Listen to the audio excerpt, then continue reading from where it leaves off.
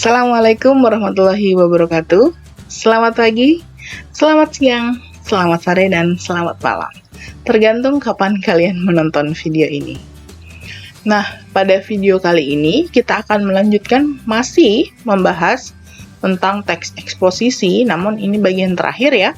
Karena di sini saya akan menyampaikan bagaimana mengonstruksi atau menyusun sebuah teks eksposisi.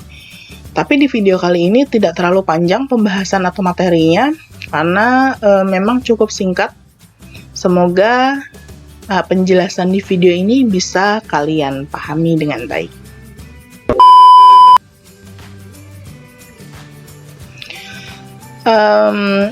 Untuk langkah-langkah menyusun sebuah teks eksposisi, tentu harus kita persiapkan dengan baik. Bagaimana menyusun teks eksposisi yang baik dan benar.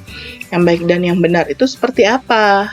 Kita harus menyesuaikan isi teks eksposisi itu dengan baik, dengan pembahasan yang mudah dipahami oleh orang lain. Berdasarkan apa? Berdasarkan struktur teks eksposisinya. Nah, langkah yang pertama adalah menentukan topik atau tema atau pembahasan yang ingin kita sampaikan dalam sebuah teks eksposisi. Ini menjadi dasar sekali untuk kita dalam menyusun sebuah teks eksposisi khususnya. Tapi secara umum juga untuk menentukan topik ini menjadi dasar kita menyusun sebuah teks-teks apapun itu, ya. Kemudian setelah kita menentukan topik atau tema atau yang ingin kita bahas dalam sebuah teks itu, kita harus menentukan tujuan penulisan. Nah, tujuan kita menulis teks ini tuh apa sih? Kalau untuk teks eksposisi itu kan tujuannya untuk menyampaikan informasi kepada orang lain. Agar apa? Agar pengetahuan orang lain itu bertambah berdasarkan apa yang sudah kita sampaikan. Tujuan ini cukup penting juga karena dengan kita menentukan tujuan, tulisan kita nanti atau teks yang kita tulis nanti itu bisa terarah. Nah, kemudian langkah yang ketiga, membuat kerangka teks atau merumuskan gagasan pokok. Setelah kita menentukan topik dan menentukan tujuan, kita harus membuat kerangka teks. Kenapa membuat kerangka teks? Agar pembahasannya nanti itu tidak terlalu melebar atau tidak terlalu luas dari tema atau topik yang sudah kita tentukan. Itu nanti malah akan membingungkan dan menyusahkan kita untuk menyusun sebuah teks, khususnya teks eksposisi, kalau kita tidak memiliki kerangka karangan. Jadi harus ditulis dulu kerangka karangannya. Apa yang mau dibahas? Apa saja yang mau dibahas gitu ya. Misalnya kita menentukan topik tentang penggunaan narkoba bagi remaja misalnya.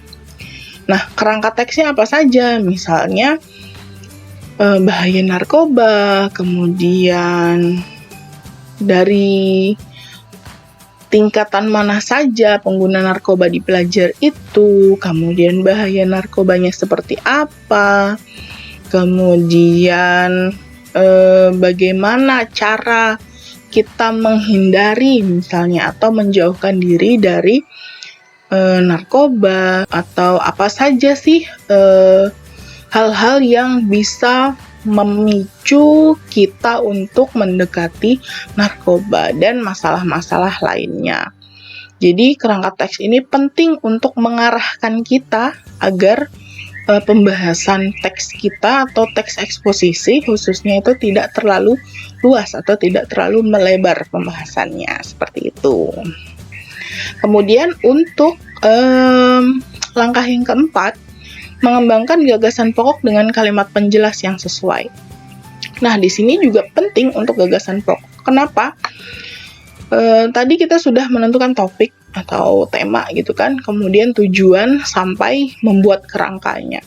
Nah, kerangka ini bisa kita jadikan untuk gagasan pokok. Misalnya tadi, gagasan pokoknya yang pertama kita akan membahas tentang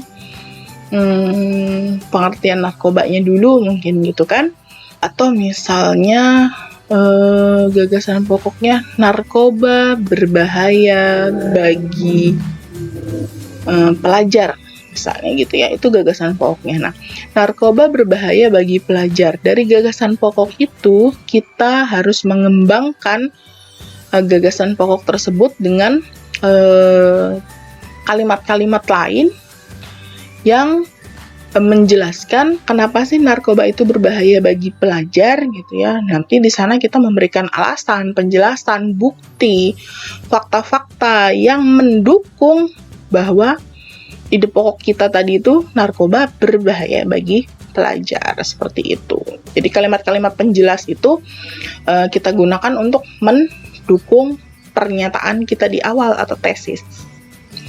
Nah, kemudian langkah menyusun teks eksposisi yang terakhir adalah menulis teks eksposisi secara padu sesuai dengan struktur teks. Setelah kita tadi menentukan kerangka yang bisa kita jadikan gagasan-gagasan pokok dalam menulis teks eksposisi, dari gagasan pokok itu kita membuat penjelasan-penjelasannya, menyampaikan argumen, menyampaikan bukti, fakta, data, dan sebagainya.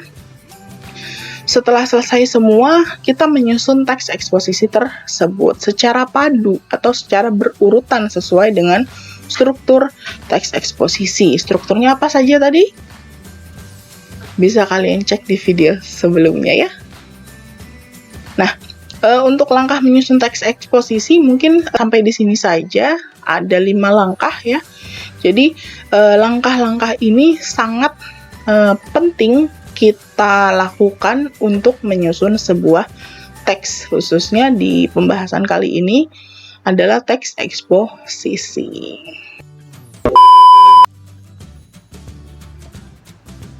Nah, selanjutnya setelah kita menyusun teks eksposisi sudah secara padu tuh tadi, kemudian sudah disusun secara berurutan sesuai dengan struktur teks, langkah lanjutannya adalah menyunting teks. Apa sih menyunting teks itu gitu ya?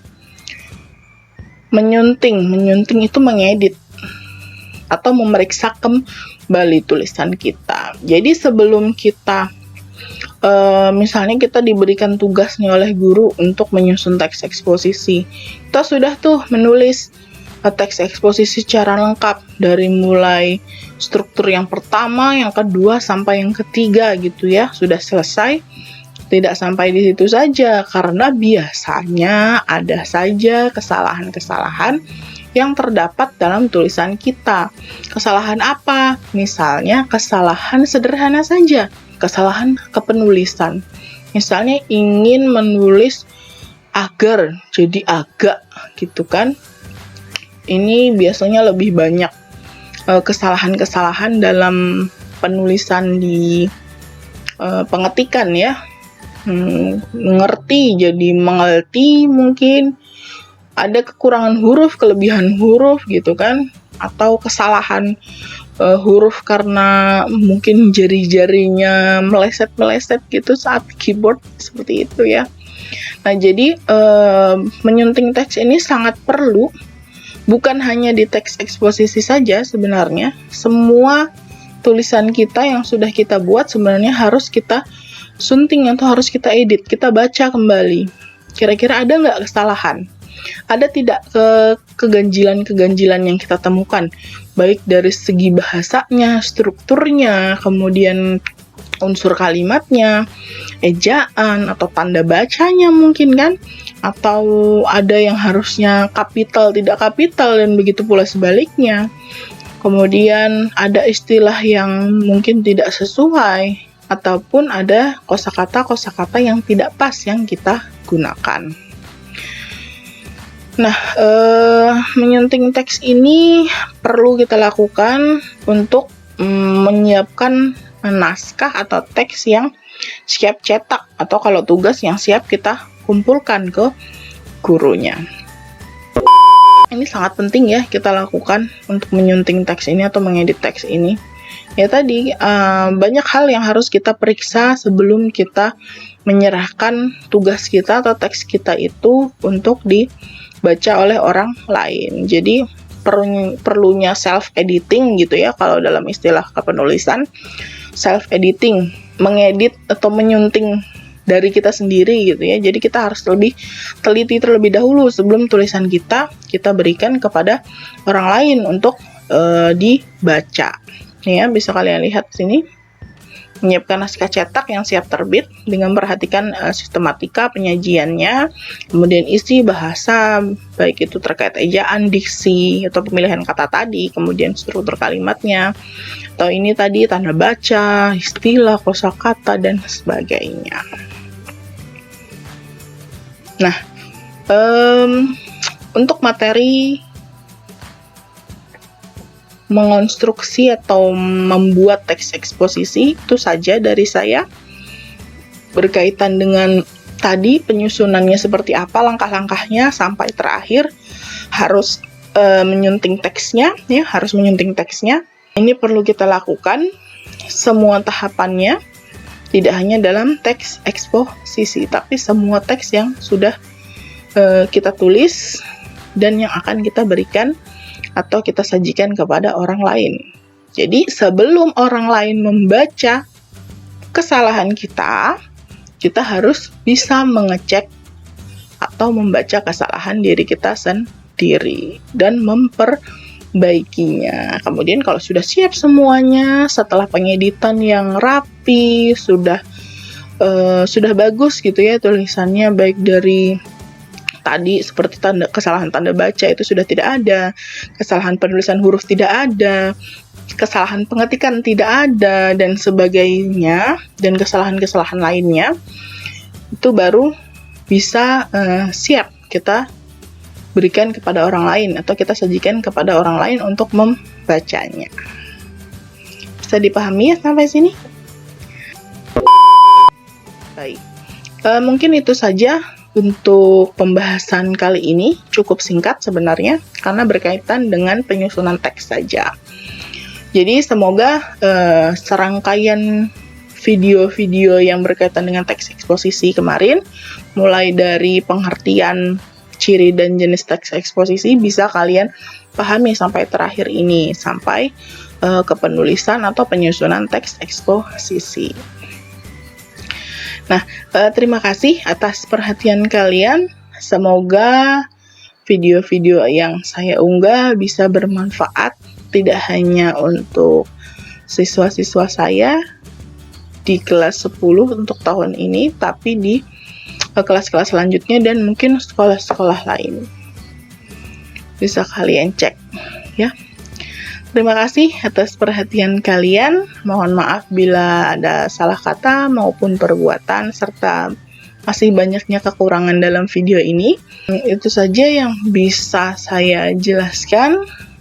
Kita masih bisa belajar dari sumber lain, tidak hanya mendapatkan sumber materi dari guru yang ada di sekolah. Jadi lebih cerdas, lebih bijak untuk menggunakan media sosial, misalnya mencari informasi-informasi atau bahan-bahan belajar yang bisa menunjang kalian di sekolah.